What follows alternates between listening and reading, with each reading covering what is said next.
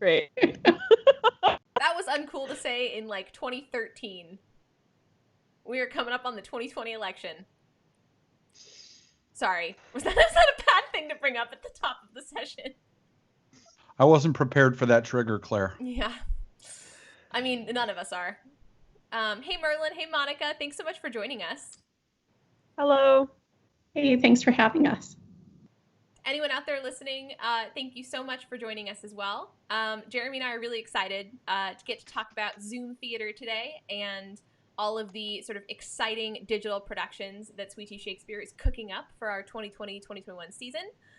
We are joined by Monica Cross, Sweet Tea's project manager and also a wonderful director in our orbit who did Galatea for us earlier this year, and Merlyn Sell, our fantastic operations coordinator, who literally just performed in Marshall B. Garrett's Devil's Charter.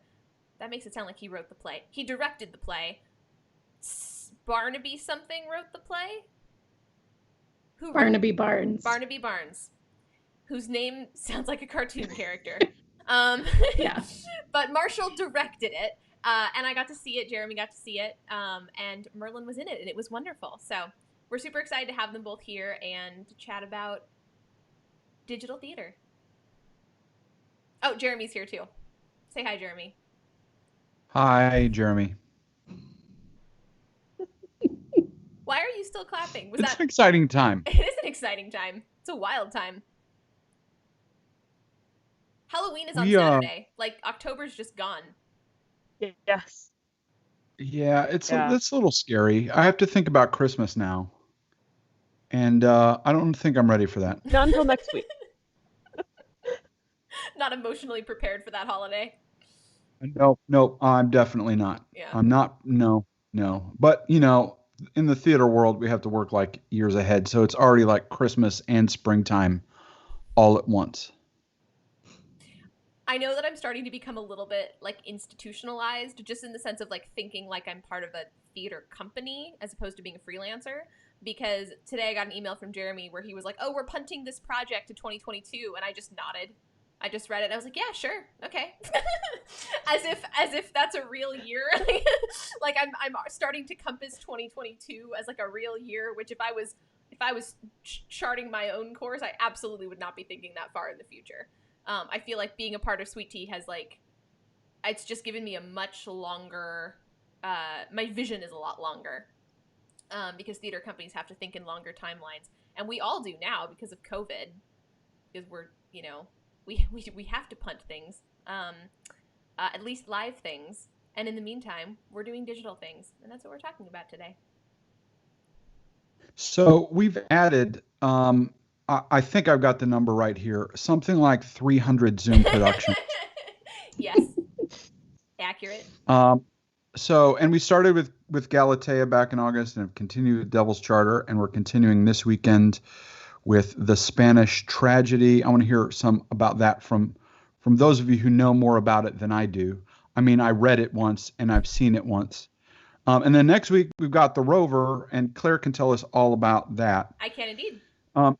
So tell us, those of you who've been involved in Zoom productions from the creative side, tell us what they're like. Tell us what the challenges are in terms of making theater for Zoom. Tell us about them, Merlyn and Monica. I think one of the biggest things is eye contact, because for me anyway, as an actor, because you're used to being able to feed off other actors, but there's no way to have that same time connection. Like, you can fake it by looking directly at the camera to give somebody else the sense that you're looking at them, but you don't get anything back from that. So that's a tricky thing to navigate, I think. But then there's also, I think we're just barely getting to the point where we're starting to realize there are some benefits to that medium too, that you can't do live, that you can't do there. Yeah, I think that the getting the sense of the audience, and so forth. I know as an audience member, I laugh a lot, and I have to constantly like apologize to performers in Zoom. Like, if you could hear, if my mic was on, you would hear how much I'm enjoying this show. But I think that exactly what Merlyn was talking about, that the faking it by staring directly at the camera rather than at the other faces on the screen can also create a very intimate performance where I'm speaking directly to you and you alone. And that is a kind of interesting form of intimacy or maybe vulnerability that I had not expected from Zoom until I started seeing it. Very cool. So, Merlyn, you said other benefits. Besides the intimacy that Monica mentioned, do you have others in mind? I just think like you have this sort of limited little box that you're playing in, and I'm a comedy person. As an actor, that's like my place. And so I think we're just like, for me, like that little box of just starting to kind of realize the ways that you can poke in and poke out, and how like you can use those boundaries to your advantage. Like the technical backgrounds are kind of iffy, but there's still some possibilities there if you're willing to invest the time and the technology into figuring them out. So I think just instead of just looking at all the ways that is restricting us, I think there's ways that becomes just like you would use architecture in a theater, using the architecture of that little box to kind of inform performance. That's cool. Yeah, I think that it's about finding the new vocabulary for how to create meaning. One of the difficulties that I had in Galatea was that Galatea and Philida, and other characters as well, but have these like constant asides. So when you're already staring at a camera, how do you then create an aside? And so we had to create a physical vocabulary of leaning in for an aside and coming back when you're talking to other people. And I think that each show, each director, each cast are sort of exploring and having the opportunity to sort of create a new physical vocabulary for performance that is, it's, like when we think about, one of my backgrounds is like in the viewpoints, right? The viewpoints of architecture. Well, now our architecture is within this box. So what can I do that is in this box to activate it, even though it is a a camera angle. It's sort of like we all become literally mimes, like trapped in that glass box. It's just become very real and visceral in the last few months. I love that. Yeah, I do. Claire, you're working on the Rover right now. What's that like for you?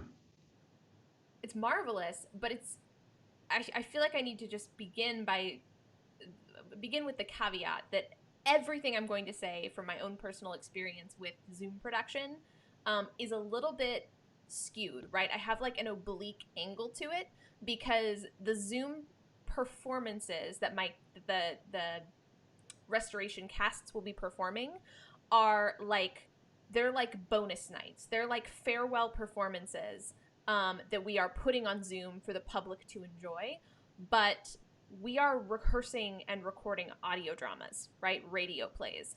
And so we are not actually preparing our story for the Zoom format the way Monica's Galatea and Devil's Charter did, the way most of our sort of early modern Zoom performances are sort of meant for this medium and meant to explore this architecture, and actors will make eye contact with the camera. Like, we're not using any of that. We are trying to figure out how we can tell the most crystalline story through voice, sound effect, and music alone. And so my actors actually don't look at the camera. They look at the screen so they can see each other and they can sort of respond to what their scene partners are doing. That's how we create our chemistries.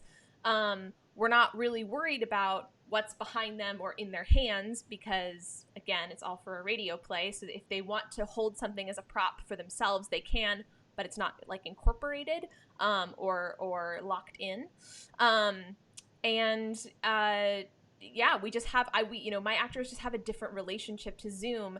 It's the platform through which we rehearse, and it enables us to have a full cast experience. So we're in recordings this week, so the whole cast gets together. We do crazy intricate sound checks. They all have their cameras and microphones set up, and then we do the whole play.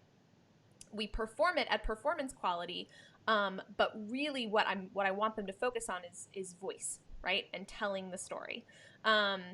And so they look at each other. They don't worry about the camera. Sometimes if they want to use a prop, they do. They're fighting with pens sometimes. Sometimes they're just doing this with their hands to fight. But we don't have to worry about kind of presenting it through Zoom, because that's not really the medium that we're working towards. Which means that when we do it on Zoom, I think it'll be really interesting for audiences to see us work, because it'll almost feel more like they're watching a workshop. Like they're watching a workshop for a radio play. They're seeing how actors are trying to stimulate chemistry and connection, and tell a purely vocal story.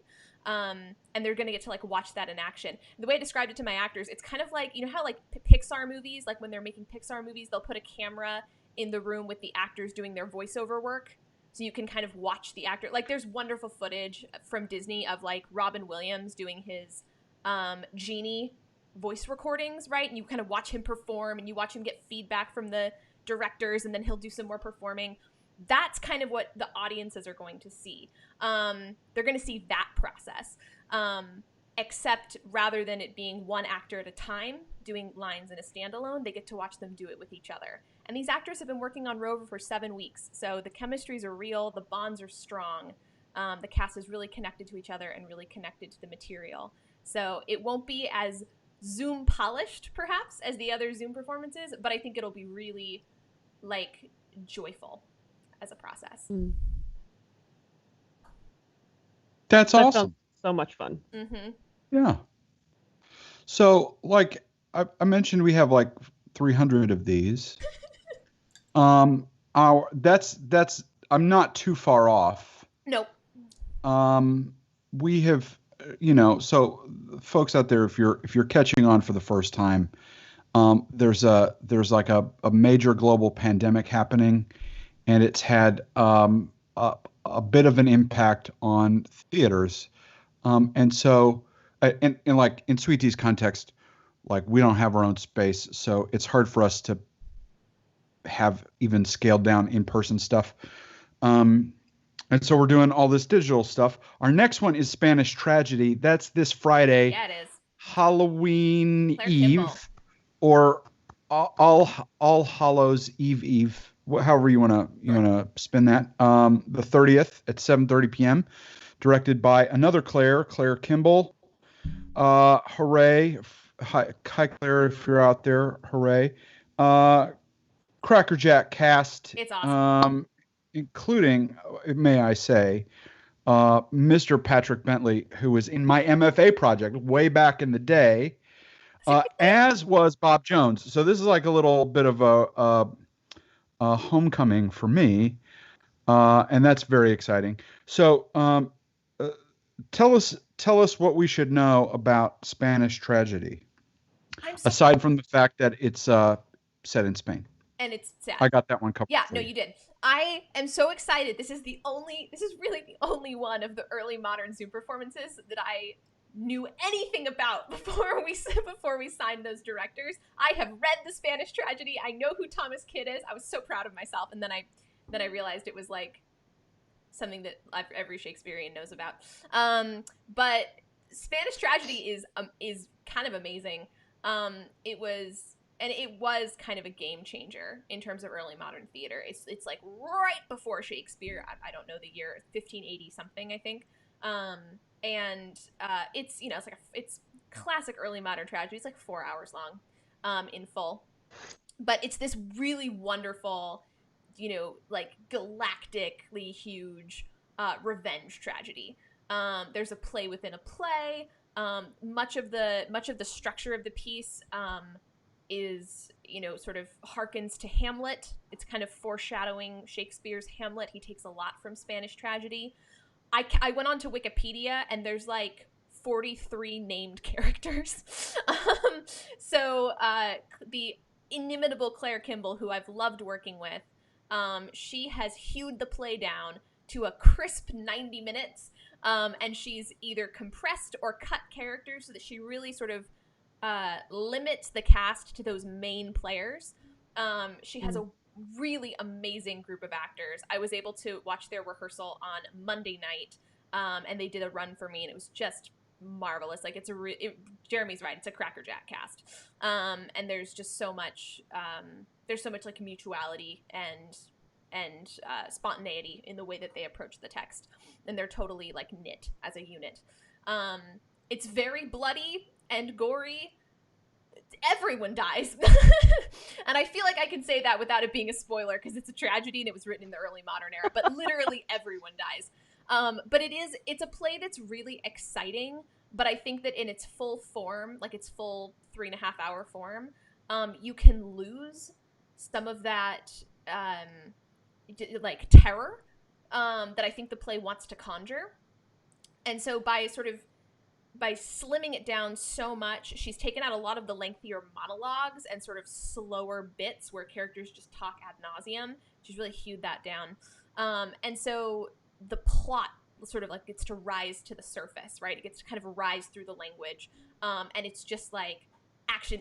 It's more like a Hollywood movie. It's like you get all of the action that ends with this sort of spectacular, catastrophic bloodbath.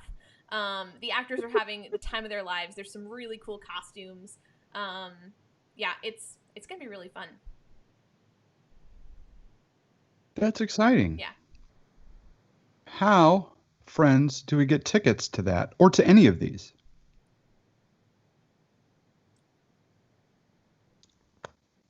I want Merlyn or Monica to answer. We go to we go to Sweet Tea Shakespeare .com /tickets, and yeah, there's tickets for this coming right up, and then you can see all the other stuff that we have going on. There's a wonderful list of like all of the Zoom shows that we have happening. We have so many Zoom things, and we have some non-Zoom things. I definitely thought you were going to say .gov for a second. Like, you did this awkward pause, and I was like, what do you think That's we when are? we get the like real... a government agency? No, I have so many different like things where like one is like .org, one's .gov, like what, I've got that like trying to keep straight like what's a .com is so complicated in my head. But yeah, so let's try that again. We're at sweetteashakespeare.com /tickets to get tickets for the Zoom performance this weekend. Yeah. This Friday night. I should say the tickets are they're pay what you can. They start at $10, which means you could pay $10, or you could pay $1,000, and that's always good. We wouldn't turn it down. We would not. It's a delight. So you can do that. We also I should say we're doing lots of things, not just Zoom things. Yeah. So Claire was mentioning audio dramas. We have roughly a bajillion of those that have started to come out on our podcast, and a bajillion more to come. It's like a little dot on a line, and you can look that way and there's infinity, and you can look that way and there's infinity. And that's approximately how many of these we have,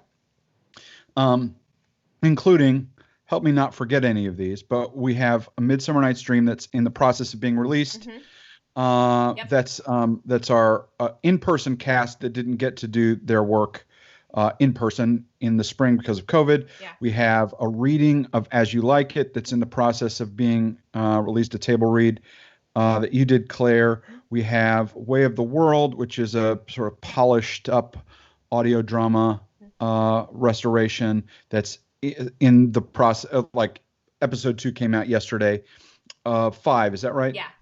Yeah, so we've got those. We've got lots of audio dramas come out at all different times, and so you can check into those. We have Galatea. It's up on our website if you want to check back into that. We have Devil's Charter. Those Zoom productions you can check into, and soon we will have a non-Zoom visually streaming performance of Knight's Tale. That'll be up in a few days. Mm-hmm. So that's also known as Shakespeare's Two Noble Kinsmen.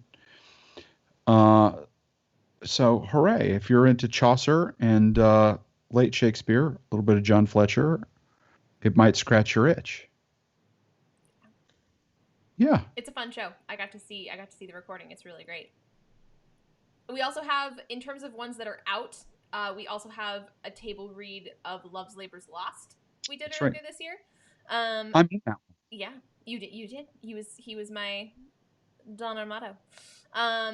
And I was the Princess of France. I don't think our characters ever got to talk to each other, sadly, but we did it. It was a lot of fun. I sort of talk in the same room as you, but not. And then other, sort of other early modern audio dramas we have coming. Christopher Marlowe's Dr. Faustus, another very haunting Halloween-y one, is coming out very soon. That was the first one I ever did. It has a cast of like 27, and I was just figuring out how Zoom worked, so it's an adventure. But actually, like, but Dr. Faustus did, to a certain extent, like, lend itself to being that that pilot project, because the play is it's like a long poem. It's like a beautiful long narrative poem. It's not an intense character study in terms of like a plethora of characters the way Shakespeare's plays are. I mean, Faustus himself goes on a journey, but nobody else really does.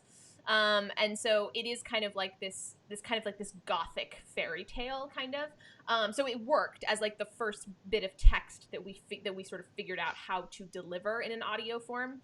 But we also have an all women and non-binary production of Two Gentlemen of Verona that we called No Gents, Two Gents.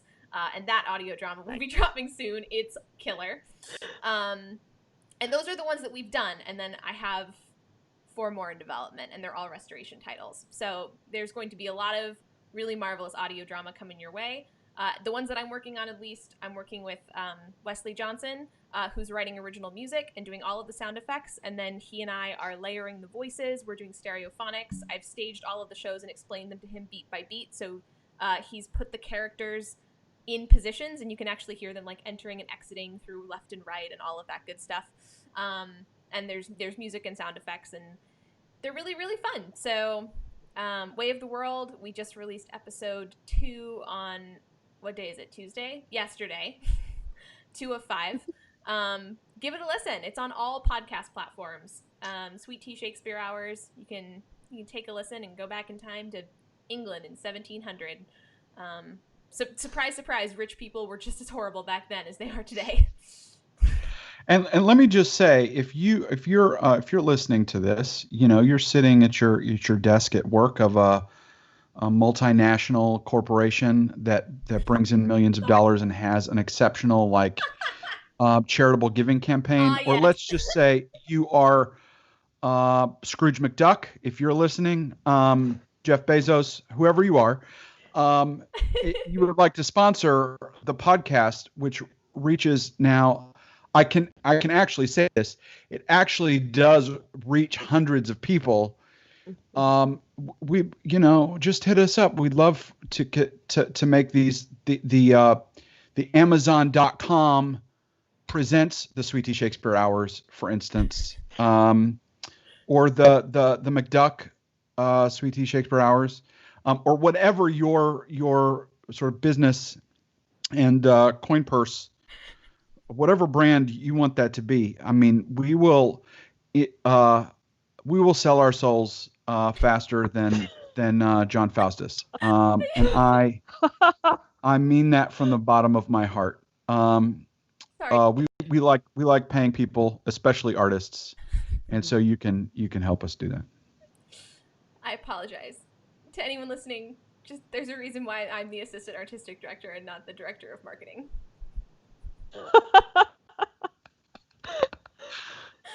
Whatever do you mean? Well, this is okay. So Merlyn, you I think have the distinguished honor of the four of us of being the one who has performed in in one of our Zoom productions. Like the rest of us have kind of been on the production team side, whether as director or producer, but you were actually on screen acting alongside a company of actors. So did you find that you were able to still kind of bond with the cast and create a sense of like cast camaraderie around the show, even though you were like limited by looking into a camera and being on a screen? Yeah, I think so. I think you still get that. I think it helps when you can build into the rehearsal time like little moments when you're not working, but you're still all on screen together. Because lots of times when you take breaks, everybody turns their video and their microphone off and you're dead to each other for 5 minutes. But when you can find those little moments to be off the clock sort of, but still together, even if it's just 5 minutes here and there, then I think you still get that. And certainly not so much in Devil's Charter because we use the chat as part of the show, but in other Zoom productions, the chat can be just like backstage with commentary and jokes going a mile a minute, and actors with less than perfect discipline like myself finding themselves really torn between being focused and being in character and this hilarious side conversation that's happening. So yeah, it's still there. Very cool. Well, Monica, when she did Galatea, it wasn't just backstage goss. It was like a behind the scenes, the way that she utilized the chat, because it wasn't just the actors who were getting to engage in that really fun, spontaneous back and forth in the chat, but all of the audience was invited in as well. So it became a way for the audiences who were locked behind the screens to feel connected and feel a sort of kindred oneness with the acting company, even though they couldn't, sort of like vocalize the laughter and the applause.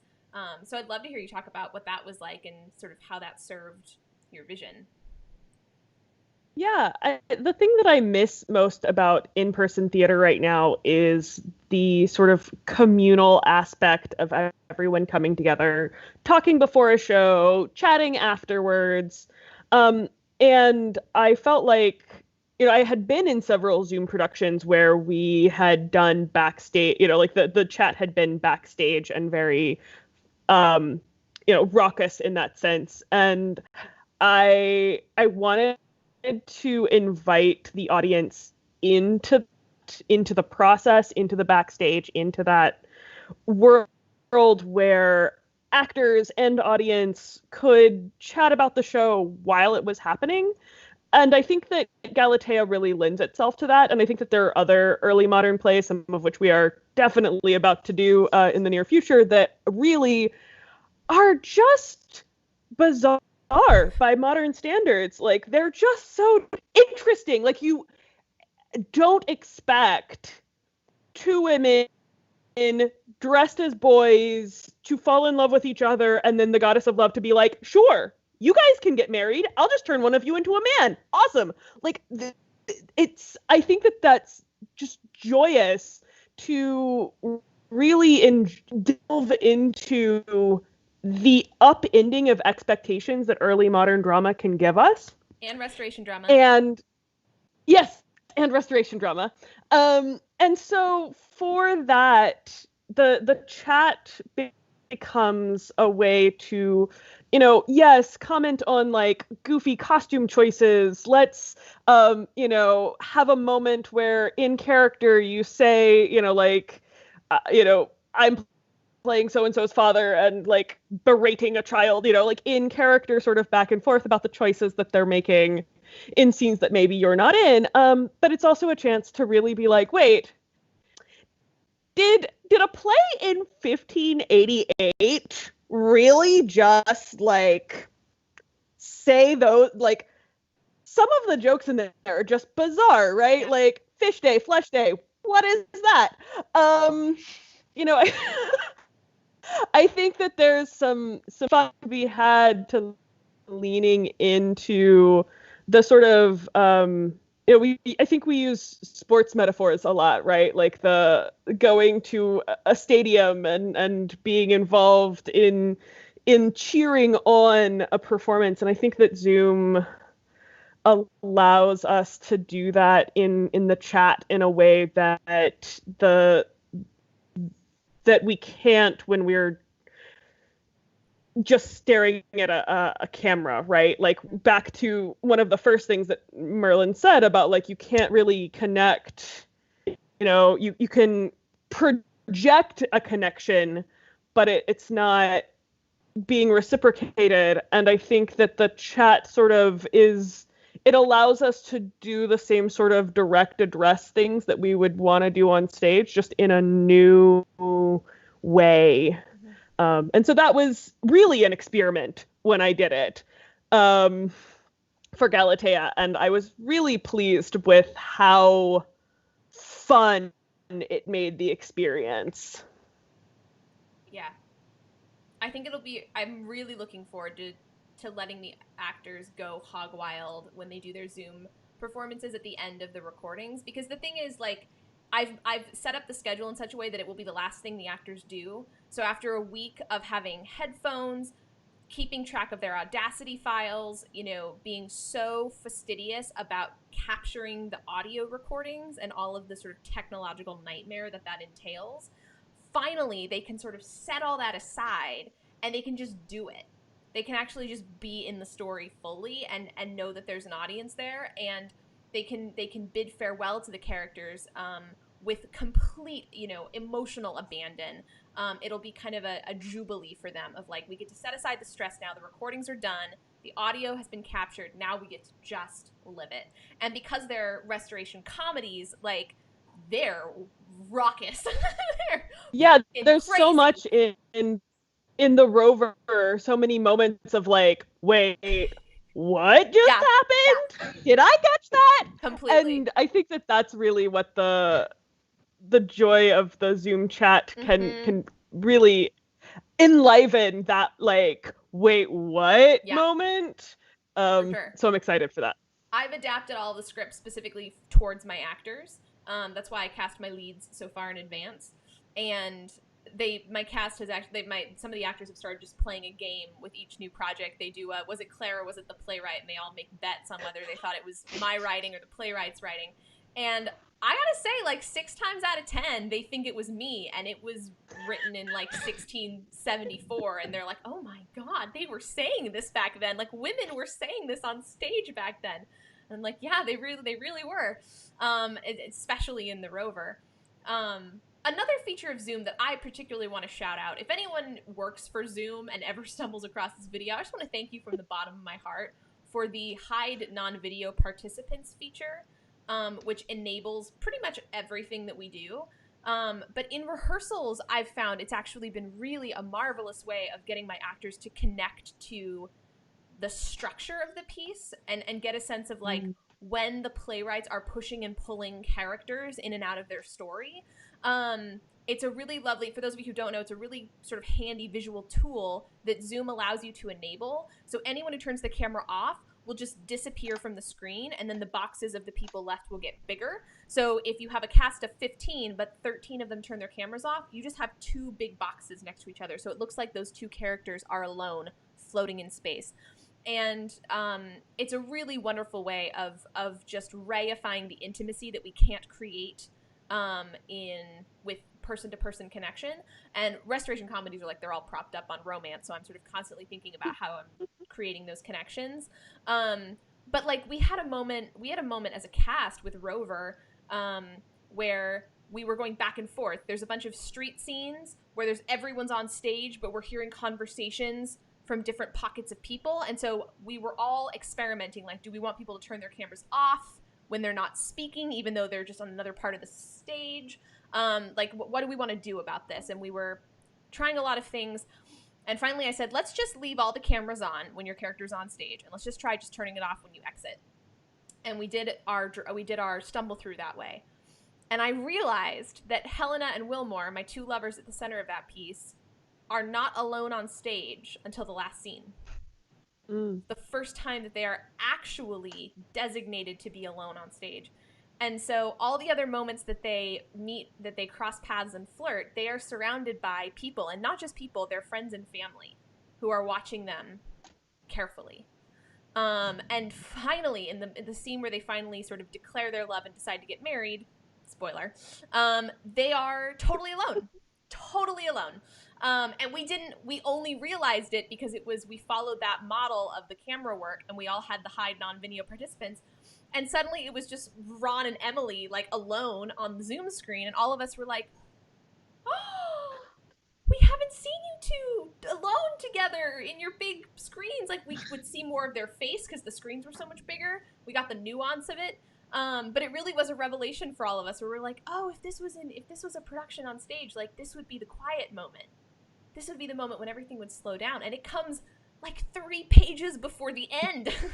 And so that feature is just, I think, so useful to theater makers in particular, for helping audiences to understand who's on and off stage, and giving the actors a chance to sense when they are a part of the action and when they're not. I want to shout out something else about Zoom and I like. So I watched Devil's Charter now about a week and a half ago. I did it on vacation. It was great. I rented out a mountain home that had a hot tub and a refrigerator full of adult beverages. And I watched The Devil's Charter on my own terms, and it was delightful. And part of the delight, so that shows, like, it's creepy too, like, Spanish. Yeah. It's got some stuff going on. Yeah. And Marshall's production was especially sort of moving in that direction. And I was in a room with like 20-foot glass windows that looked out over, like, in the daytime, it was beautiful vista, mountains and all this. But at nighttime, it's just like dark black. Yeah. And like, Did you think like, I'm not a horror person. Like, I do not sign up for horror. And it was pretty unsettling, I got to say. And so, what I like about Zoom is that you can engage it on your own terms, is what I'm saying. Yeah. I like that. And you know, like, if I wanted to go and see a Sweet Tea Shakespeare production right now in person, like, that's probably like a 6 or 8 hour drive for me. I haven't actually calculated it out, but like, that's another beautiful thing about this, is that I can be in a completely different state and I can still engage. I can, direct shows for you, but I can also, like, tune in and watch shows. And so it's wonderful to be able to both collaborate with people who I haven't been able to collaborate with before because of geographical distance, but also to be able to engage with shows, watch, support my friends, and so forth, even when I am, several states away.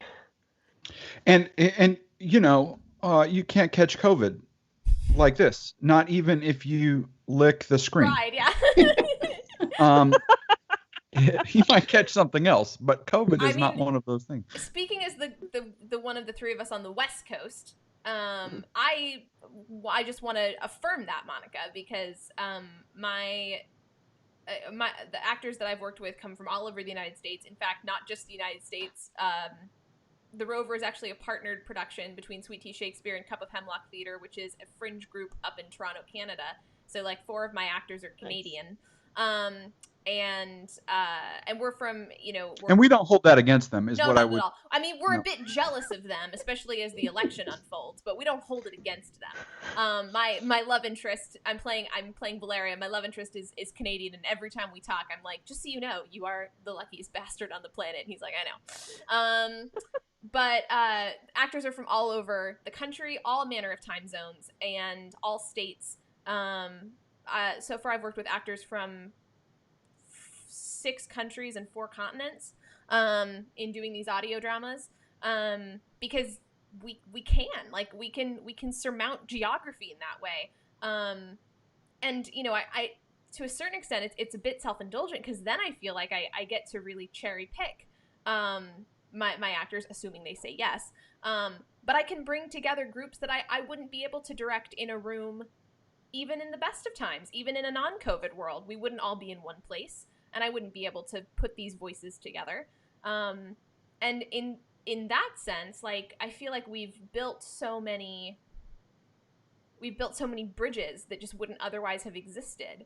And we've made connections, virtual connections, yes, but when you spend 49 hours, we have 49 hours of rehearsal for Rover. When you spend 49 hours on Zoom with a group of people, like, you just get to know them. And those are friendships that didn't exist before. Those are networking connections that didn't exist before. So when people talk about the democratization of theater practice in this virtual COVID world, which I think is very valuable in and of itself, I also think that, like, it's worth mentioning the fertility of the possibility for, like, friendship and connection and camaraderie. It's a way of being together even though we can't physically share space. Yeah. It's like internet dating, except theater. Except it's theater. Yeah, sure. You know, so those of you out there who spend your lives alone, Oh my God. swiping left on whatever it is, Tinder, you don't have to do that anymore. You just come to a Sweet Tea show. Come to a Sweet Tea show. No swiping. You just have some fun. They're a lot of fun. But yeah, Spanish Tragedy, 2 days from now. It's going to be awesome. There are ghosts. There are, like, dead bodies everywhere. Perfect for Halloween. Yeah. It's like traveling to Spain without needing to leave your living room. Yeah, you can make some sangria. It's like, yeah, it's like traveling to Spain without leaving your living room and witnessing a murder at the same time. I think it scratches all itches. And then you don't even have to be responsible for cleaning up the blood. And if you're really enjoying the Spanish vistas of Spanish Tragedy, the week after you can come to the Rover, which is set in Naples, Italy during Mardi Gras, but which features at its center, like, a Spanish family. So you can just continue on the journey. All of the lover scenes we have translated so that they're bilingual, Spanish and English. So you can just come and enjoy the beauty of native Spanish speakers doing their thing, and hearing some of Afroben's writing, like, sort of translated into Spanish. Yeah, go Spain. So let's say the election season has you down. And, like, you need to get out some aggression, right? You just show right on up to the Spanish Tragedy, and that aggression, it will be there. Yeah. It will be It most there. certainly will.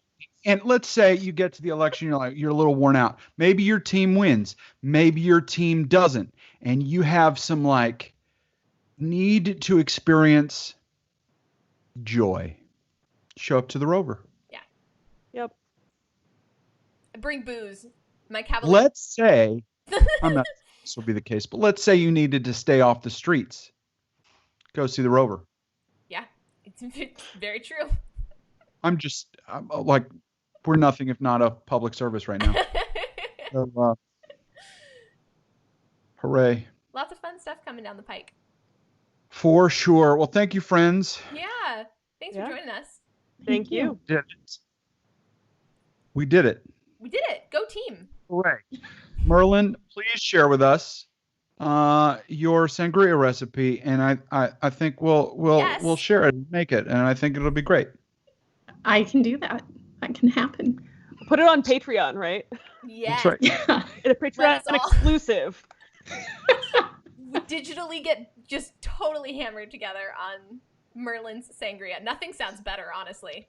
We haven't talked a lot about this, but speaking of getting together virtually and drinking sangrias or whatever, I think that this group of Sweet Tea Shakespeare people and the Dungeons and Dragons project that I've mentioned, where we're, like, doing a Shakespeare theme campaign, I think that's happening starting Thursday. Oh, cool. And it will become, like, exciting digital content at some point. So that's down the road a little ways, but something to look forward to. And I need the sangria recipe for it. All right.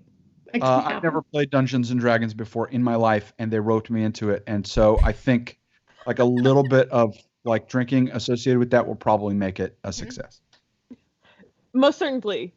Definitely. As a longtime Dungeons and Dragons player, I highly attest to, yeah, definitely. Get your beverage of choice and your bags of dice, and you're good to go. Ice and dice. I have an entire bottle of white wine downstairs that's chilling, and it's specifically my recording week wine. I drink a glass of it after we finish every night. Delightful. Well, thank you, friends. I'll see you Friday night. Yeah, see you Friday. Yep. Hey, Claire Kimball, if you're out there, break legs and let all of your cast break legs. We're so excited to see your show. Bye! Ta-ta.